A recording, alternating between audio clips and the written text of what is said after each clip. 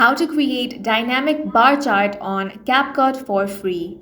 The first thing you want to do is open up CapCut on your laptop or PC. Now click on the stickers icon. From here select charts feature, which is available for free. Now from here click on the dynamic charts option. You will get a couple of options here. Select the one that says dynamic bar chart, which is going to look something like this.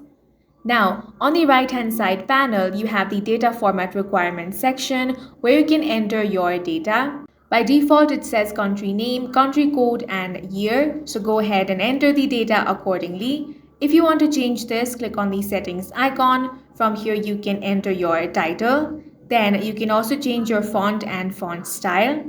After this, head over to the Style and Animation tab, from where you can select your preferred theme.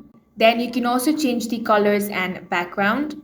You also have the option of bar style, so go ahead and select the one that you prefer. Adjust the spacing by dragging this. Now you can also change the background if you want. Once everything looks good, click on the Add to Timeline option.